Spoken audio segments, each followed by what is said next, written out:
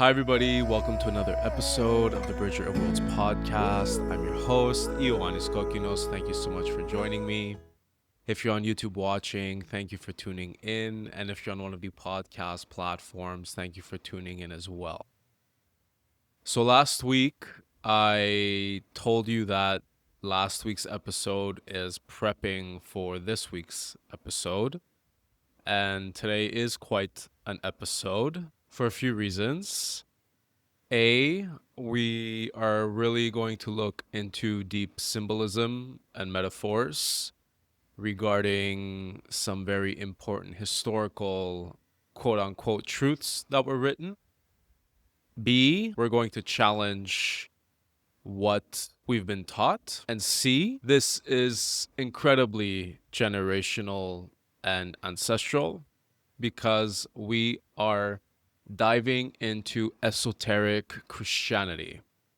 Now, I have spoken on some episodes ago about a few aspects of esoteric Christianity, basically comparing the Kundalini Fire of the Hindu teachings to the holy fire of the Christian teachings. But what I want to do in today's episode is basically compare to what it is I talked about last week as far as manifestation, liberation, and even the circulating of the sexual energy throughout our bodies is concerned. I now believe more than ever that Christianity is a doctrine of sacred sexuality, deeply, deeply hidden in metaphor, allegory, and symbols. So today I'm going to unpack some of the most prominent symbols and allegories and messages that the Bible contains, including Revelation of the New Testament. So let's go on this journey. I have a lot to bring to the space. So because I talked about the current of manifestation and the current of liberation last week, this is where I will start today. So, according to the Christian teachings, the current of manifestation and the current of liberation also exist. Now, it is worded much more differently. So, the current of manifestation, as far as Christian terms are concerned, is the word was made flesh, which can be found in the New Testament. So the citation, the word was made flesh, has a lot of symbolism, carries a lot of symbolism and meaning. So the word is synonymous to the logos, which is the reason for all existence, which I've talked about before in some episodes. And to make it flesh means that it materializes into physical form. So the logos is universal consciousness, Christ consciousness, since we're talking about Christian terms. And it becoming flesh means it materializes into the physical plane. So that is exactly the same as the current of manifestation that exists within our bodies. So if we compare Christianity to the Eastern teachings very much make our body the focal point of spiritual practices and spiritual anything, really. But in Christianity, this is not the case. In Christianity, the body is actually something to ignore, neglect, right? Kind of almost want to get away from, because our body is the reason for sin, right? And we are to redeem ourselves by avoiding any bodily, physical, primal needs and urges, right? I mean, that's really the takeaway message of modern day Christianity. So here I will say that the church that we all go to and pray to and, perform ceremonies in and go through ritual in, esoterically speaking, the church is our body. So you know the expression, my body, my temple, my body, my church. Esoterically speaking, our body is our church because this is where the Christ dwells, and this is where heaven on earth can in fact be experienced by attaining spiritual awakening, spiritual realization, and so on and so forth. So that's a small little parenthesis. in order to portray that the current of manifestation, which is what the word was made flesh, does exist within our bodies. It's not something outside of us. And the current of liberation, which I talked about and really speaks, especially in the Tantric teachings, to the Kundalini serpent rising, is the Christ resurrected. So we have Jesus Christ, the human, and then we have Christ, the holy fire, the cosmic Christ, as the spiritual energy that is alive within us, is alive in the cosmos, and basically is the life force of creation. So Christ resurrecting was a historical event, but it is also a symbol as far as what it is we need to do to raise the inner fire, the inner sexual fire. So we'll never, ever, ever think of sexuality when it comes to the Christian teachings. That's how deeply, deeply, deeply conditioned we've been for generations upon generations. But the message is there. It's just steeped in symbolism. So we also have the holy fire as Pentecost descending, which symbolizes a ritual of rebirth. This also represents manifestation, right? So last week I talked about we need to release old matter. We need to raise old matter, old energy up here into our crown chakra, transform this into energy, and then move energy down back into through our body, right? So the Christ being baptized, which symbolizes rebirth, basically catalyzed the Holy Spirit or the holy fire to descend down into the physical. Again, this is a symbol for the current of manifestation, working alongside the current of liberation. Because that's what baptism is a ritual of rebirth. And we go to the water to symbolize the rebirth, because it is through the womb of creation.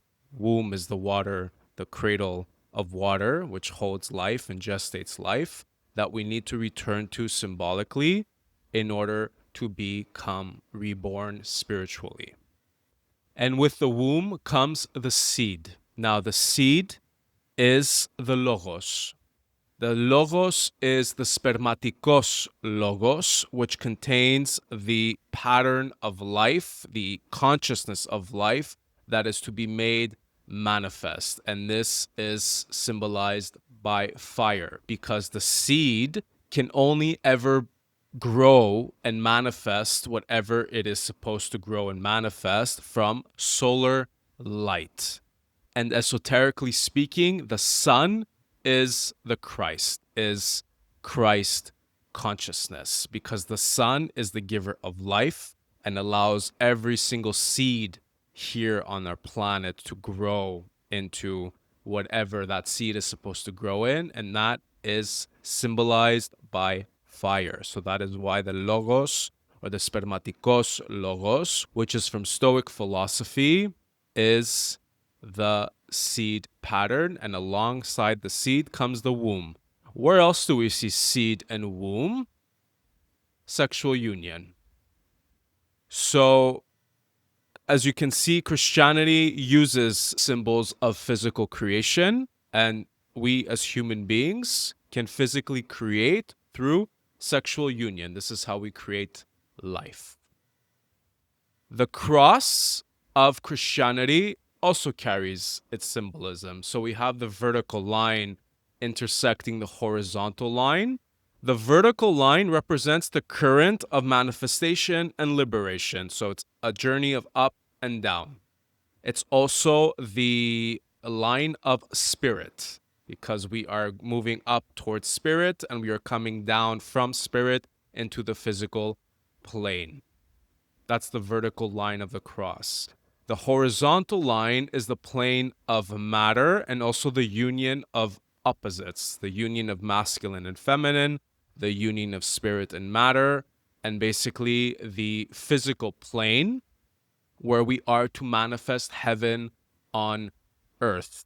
Last week I said when Shakti, the feminine sexual force, meets Shiva up in the crown chakra, this represents nirvana, bliss, heaven on earth, once we realize that cosmic consciousness, we are to bring it back down. Same thing with the microcosmic orbit, right? As we loop through the back channel that is the spine, and we bring the sexual energy, which is Jing, which becomes Qi, which becomes Shen, we need to bring that energy back down. That's the current of manifestation. So that represents materializing or manifesting heaven on earth, because we realize heaven through liberation, ascension, resurrection in Christian terms. And then we bring the energy down into the physical, which is the current of manifestation. The word is made flesh. We make the word flesh as we receive information, reason, divine knowledge, cosmic knowledge as a logos, as a reason for the existence and creation, and manifest into the physical. So do you see the similarities between these Christian citations and Taoism and Hindu Tantrism or Kundalini Yoga? And another very significant piece to all of this that really backs up my claim that Christianity is a creed for sacred sexuality are the mentioning of the 7 churches in Revelation. So the 7 churches in esoteric teachings are actually the 7 chakras. So in Kundalini Yoga, we have the 7 chakras where the Kundalini serpent is meant to be raised to reach cosmic consciousness, which I've talked about. In Taoism, in the microcosmic orbit, there's no mention of chakras, but we have the 7 glands. So as we're moving qi through the body and transforming it into shen, through breath, through attention, through focus, through awareness, we are activating our 7 glands. So these 7 glands, these 7 chakras are the 7 churches mentioned in Revelation. And I'm going to go through each and every one of them to compare them to the Hindu Tantric definition of each church or chakra. So Ephesos is the church of the root chakra. And basically each church represents a stage of evolution or a challenge that the Kundalini energy, the Christ, must pass through in order to get to the next stage. This is the exact same process of Kundalini awakening. As Kundalini goes and moves through each chakra, this is a transformation in itself because it is a ladder. We need to start from the root to move to the sacral, to get to the solar plexus, the heart, the throat, the third eye, the crown. It's the exact same thing with the 7 churches. So the key message of the Ephesus church, or otherwise known as root chakra, is you have forsaken your first love. What does this mean? And all these messages are basically Jesus Christ writing letters to each of the churches. Now, these churches were churches in Asia Minor, present-day Turkey, but symbolically speaking, these churches represent our 7 energy centers within our bodies. Mainstream Christianity will never admit this or say it's heresy, it's wrong, this, that, but the symbolism is there, the messages are there, and the similarities are there. So let's get into it. So Ephesos, which is the root chakra, the base chakra, is you have forsaken your first love, which basically means that your first love is your spirit, right? Our original home, our origin story, and where it is we truly come from is spirit, great cosmic, infinite, creative everythingness. I mean, that's our first love, right? That's where we incarnate from. So our root chakra is our base chakra, and it's basically our survival chakra. So it's all our basic animal needs of survival: eat, drink water, procreate, stay warm, and as far as like our humanity is concerned, it's about our relationship to money, safety, security, procreation, basic survival and what it is we need to feel safe and secure in this physical reality. So that's what you have forsaken your first love means. That is the first test that we have, is to basically start to realize we are not just these physical beings, and we are not to completely and totally attach ourselves to the material experience. But that is the journey for everybody. We do come here to forget, but we also come here to remember our first love, which is creation. The second church is Smyrna. And the key message here is you are rich through being poor. What does that mean? Being poor does not mean just having financial troubles. Being poor means being so attached to the material experience. When we start to practice non-attachment to the material experience and to, the physical condition, this is where we start to quote unquote become rich, because this is how we start to realize more of our spiritual nature and spirituality and God. So here, in a sense, Jesus is saying to suffer is a good thing, because by suffering, we let go and we start to non-attach. And it is through non-attachment that we do realize our spiritual natures and spirituality.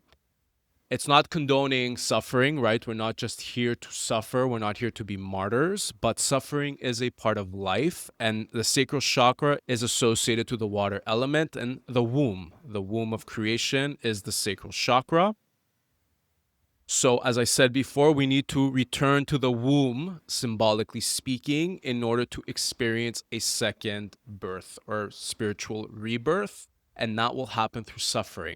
We see this through actual birth, right? When women are giving birth, it is a very painful, grueling experience filled with suffering. But once it's all said and done, a baby is born, right? And that is absolute and total purity and love and a miracle in itself. So that is the message of Smyrna, sacral chakra. The next chakra is Pergamos. And here it's the message of Satan dwells here. So this is very interesting, because often when we think of Satan, we think of fire, right? According to Christian lore, Satan is the ruler of hell, and hell is a place filled with fire. The solar plexus is associated with the fire element. And I've talked about the solar plexus in previous episodes. This fire is not really Satan fire, but the solar plexus is also where the ego develops. That doesn't mean we are not to have an ego because quote unquote Satan dwells here, but we are here to experience a sense of power and will, but not through material attachments and egoic desires. We have to raise our fire, right? We are raising our Kundalini fire, the holy fire within us. And here is basically the battleground and where the ego experiences death. So we have to quote unquote kill Satan at the level of the ego, which also represents the crucifixion. So as the holy fire raises, as the Christ raises within us, we experience crucifixion here, otherwise known as ego death. And then we move up into the heart, which is the church of Thyatira. And here the message is, you tolerate Jezebel. Jezebel was a historical figure in Israel who was very much into human sacrifice, manipulation, sexual immorality. She's very much an archetype of shadow-wounded feminine energy. So again, this is very, very symbolic that this is the message at the heart chakra. So Thyatira is associated with the heart chakra. And the heart is really where the union of the masculine and the feminine happen. So by saying that you tolerate Jezebel and you stay stuck at the level of the heart without raising is really about not using the sexual fire or the sexual energy for divinity. Because as we raise the Christ, as we raise the holy fire, we are raising our sexual energy, and that sexual energy basically needs to come all the way up, right? So the heart is responsible for love. It's responsible for connecting. It's responsible for unity. It's responsible for bringing two people that are in love to physically connect in order to create life. So the challenge here, or the test here of the heart chakra, is basically to not just stay to yourself or withhold that sexual energy in order to remain immoral, in order to use it for egoic purposes, manipulation, and so on and so forth. And we can also compare this to Kundalini Shakti, right? In the Hindu Tantric teachings, the Kundalini Shakti energy is the feminine sexual force, because sexual energy is meant to bring two entities together, bring two people together in order to come into that union, in order to make that connection. So we do have to face the shadow aspect of our sexuality. We all have a shadow aspect as far as our sexuality is concerned. It doesn't matter if we've had sexual trauma or not, because that sexual energy is really, its ultimate destination is to become spiritual energy. So we have to move up the heart in order to render that wounded shadow feminine energy healed as she reunites with the masculine polarity, which is up here in the crown chakra, which I'll get to in a little bit. So after the heart, we have the throat chakra. In Revelation, this is Sardis, the church of Sardis. And the key message is you have a name for being alive, but you are dead. So that's not literal, right? It means we have a name, we have an ego, we know who we are, but we are not yet truly alive because we have not yet truly awakened. The throat chakra is about creative expression, and it's also associated with communication, writing, speaking, but really truth. Speaking our truth and expressing that truth. In order to become truly alive here, which basically Jesus is saying, in order to realize your spiritual nature, you have to know and speak your truth. That is the only way you will no longer be dead, quote unquote, even though you have a name. So moving along, we reach the third eye. In Revelation, this is the church of Philadelphia. And the key message here is, I have set before you an open door. So now in the Hindu Tantric teachings, we know that when we come up to the third eye, it is to open it, right? So to open the third eye is to open the door. And Jesus here is speaking in the first person. So basically saying, I am the reason, I, the Christ, am the reason the door will open, that your third eye will open. And by opening the third eye, this is where we open our perception of the non-physical. This is where we start to connect to the etheric, the astral, the akasha, and we can start to work with guides, archetypes, deities, and so on and so forth. And last but not least, in the Hindu Tantric teachings, we reach the crown chakra. In Revelation, this is the church of Laodicea, and the key message here is lukewarm, poverty, nakedness, and blindness, which means in order to come up to the crown chakra, we have to blaze, right? When he says lukewarm, doesn't mean it's hot enough. And Jesus Christ here is referring to the holy fire, to himself, basically, to the cosmic fire, the cosmic Christ, that we need to raise the sexual fire up into the crown so that it can burn. We need to realize our spirituality. We need to realize our spiritual nature through the burning, being baptized through the holy fire.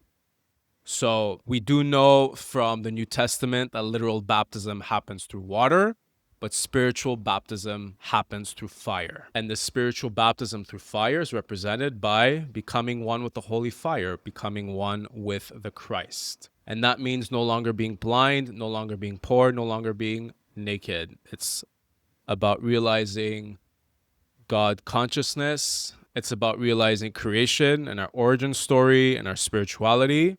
And all this starts with the inner fire, the inner sexual fire that is to be raised through the chakras or churches in esoteric Christian terms. And once we raise the holy fire, right, we go through baptism, we go through the resurrection, we go through the spiritual baptism, and then we incarnate. The word is made flesh, the word that is the logos, which is the seed fire that gives life to everything. seed and womb, divine union between sacred masculine and divine feminine. We will never, ever, ever see these words anywhere in the Bible, right? But they're there. They're there through symbolism, metaphors, and parables. So, another very important factor to note is that the New Testament contains the four canonical Gospels. We also have the Gnostic Gospels that were discovered in Egypt in 1945. And pretty much the most famous ones are the Gospel of Thomas, the Gospel of Philip, and the Gospel of Mary Magdalene.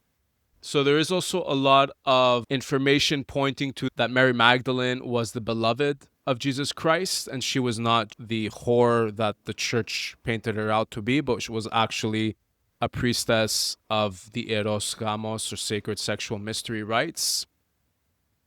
I'm not here to prove if that's true or not because I was not there. I'm really going based on inner resonance and how I've understood the information and knowledge, as well as listening to my own intuition. But it's very interesting because there are two prominent Marys in the life of Jesus Christ, which is Mother Mary and Mary Magdalene. So Mother Mary was the mother of Jesus Christ that gave birth to Jesus. And Mary Magdalene was she who first witnessed his resurrection. This to me is incredibly symbolic because to me, Mother Mary is she who physically birthed Jesus, or the Logos, or the Christ consciousness. So basically represents the current of manifestation because spirit became flesh, spirit became matter through the mother birthing the son. And then Jesus Christ resurrected and first appeared to Mary Magdalene, the apostle to the apostles. So she can go and tell everybody that Jesus Christ returned, which symbolizes matter becoming spirit, otherwise known as the current of liberation. But if we take into account the symbolism of sacred masculinity and divine femininity, we can say that Jesus Christ is the sacred masculine and Mary Magdalene is the divine feminine. And their union, we don't know if it was physical, we don't know if it was erotic, we don't know. But symbolically, the union of Jesus Christ and Mary Magdalene coming together represents the ascension, represents the resurrection, represents matter becoming spirit, which is synonymous with the microcosmic orbit of the Taoist teachings and Kundalini raising, Kundalini awakening of Shakti, the feminine, meeting with Shiva, the sacred masculine. So I wanted to bring this to the space today because it is information that is quote unquote heretical. And when the churches were coming into power, all this information was very much available. It was very much a part of the human collective and how they used to perceive life and spirituality, especially as far as the union of the sacred masculine and the divine feminine is concerned. As I said in previous episodes, the Eros Gamos mysteries, the mysteries of sacred sexuality, which were a form of channeling, prayer, and really symbolizing the spiritual union of the masculine and feminine, was the prominent religion throughout many ancient civilizations. It is more socially acceptable now in the East, even though there is organized institution there. But we do have the microcosmic orbit of the Taoist tradition. We do have Kundalini yoga from Hindu Tantrism, right? So we have this information, we have this knowledge that is still available. And this knowledge very much existed in the West as well. But unfortunately, the church suppressed all of this. But as we can see, the information is there. It's just encoded in a lot of symbolism and metaphor and parables and allegories. There's actually a lot more if we go through the Bible, especially if we look at the citations regarding the holy fire, which is the Holy Spirit, and also citations around water, the grail, right? This is very much the symbol of the womb. And we have the literal womb that we can create physical life with, but then we have the spiritual or symbolic womb that we must return to. So we can also say that Jesus Christ was born through the literal womb, which was Mother Mary, and returned to the spiritual womb, which was Mary Magdalene. And this is why he appeared to her after his resurrection. So I hope you enjoyed this episode. I've been waiting quite a while to talk about this. As I said, I've already talked a little bit about esoteric Christianity, especially like the comparison between the Kundalini Fire and the Holy Fire. So if you haven't touched base with those episodes, please do so. It'll give you a lot of context as far as what I was talking about today. I will leave it here. I think that's definitely enough food for thought. So thank you for being here with me. If you're on YouTube watching, please hit that like, subscribe button. I so greatly appreciate it. If you are on one of the podcast platforms, thank you for tuning in. If you feel like anybody needs to hear this information, please share the knowledge. Please share the information. Also, I'd love to hear from you. You can post down here on YouTube. You can send me a message on one of the podcast platforms. I'm also on social media. I'm on Instagram, Threads, Facebook, TikTok. I'd love to see you over there as well. I, of course, will be back next week with a brand new episode. As always, here every Thursday on Bridger Worlds. And in closing, please remember that you are the medicine and I am just the messenger. Thank you very much.